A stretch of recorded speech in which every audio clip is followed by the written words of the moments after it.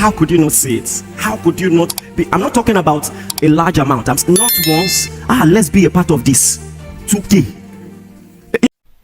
Welcome to my channel. Make sure you watch this video to the end and don't forget to like and subscribe. Let's dive right into the video. One of the biggest mistakes I made when I was dating is that I compared with my ex just a little bit, and because with the person I was dating before, we dated 2 years and we didn't quarrel once. Yes, not once. Even when we're breaking up, I just don't think it's gonna work. Really? You made it? And we both cried. Well, we didn't exchange. We didn't nothing. Just moved on. I didn't realize that was a toxic trait. Let me tell you something. It's not always toxic. Peace is possible.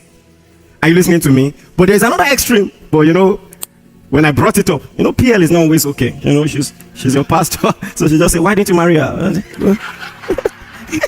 Don't stress me, right? It was so good. Why are you here? I discovered I was what they called avoidant attachments, and it can be very dangerous. People like me can be very dangerous because we don't like to fight. If you cross the line in the friendship, you will just discover, I won't talk to you again. I will just draw the line, and that's the end. And so what happened was very simple, and this is the first time it's coming out of my mouth. That's how dangerous we can be. I won't complain, I won't fight, we just end it. That's all, we'll move on. It's not you, it's me. Just imagine, look at all that God is doing through us by the grace of God. And now move back maybe 15 years, and I'm trying to date someone. I have all this vision in my spirit. I know God is going to do all that he's doing now, and everybody who was around was a part of it, working tirelessly. I will always hold in high esteem the people who saw me years ago and saw the hand of God. The people who will give 5K, 2K, do you understand, to be part of it? And then we're doing heavy projects. If you know about our ministry, we've always done big things. When I was graduating, we printed 10,000 copies of devotionals and gave it free. 10. I've been crazy for a long time, you see. And all of that was happening thanks to the love, the faith of partners and all of that. And now I'm dating someone who had never given a donation to the fellowship.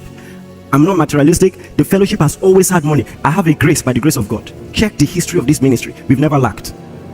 I just told you, as an undergraduate, we printed 10,000 copies and gave it out free. So we always had money. But I just quietly wondered, like, what is going on? But I had not learned to talk things through. I didn't bring it up. I just kept wondering. And so one day, I wanted to bring it up stylishly. I didn't know how to. So I just said, you know what? We have a project we want to do for the church. Can you loan me 15,000? We didn't need 15,000. I'm telling you, those of you who are aware, we printed devotionals every month, and it costs at least 600,000, and we did it every month without fail. And then she borrowed me the money, and then I just kept it or something. And then months after, honestly, in my mind, I had some respite that, well, at least she could part way with money. It's not as bad as I thought. Then months after, she came to see me, and we're talking, and then we're already going, and she said, "Hey, about that money that I borrowed you." So I said, okay. So I went, packaged the money in an envelope. Then in another envelope was letter. I've changed. If you like, don't judge me. I'm not doing again. Look at the way some of you are judging me. You don't understand. Some of you don't understand visionaries. I'm not trying to excuse it, but you don't understand visionaries. How could you not see it? How could you not be? I'm not talking about a large amount. I'm not once. Let's be a part of this. 2K. If it was okay, give me the money back, but take 2K, just add to this. Not once. The approach was wrong. Do you understand? And I was in a school that didn't use phones. So maybe she thought, God, the more I explain it, to sound worse. So she must have thought it was a love letter.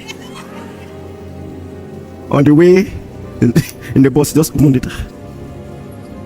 She tried to call me, we don't have phone. So the reason I'm telling you this, listen. Now imagine bringing that attitude into a marriage. You get what I'm saying? You don't want to talk things through. I told you last week, there's a reason women nag.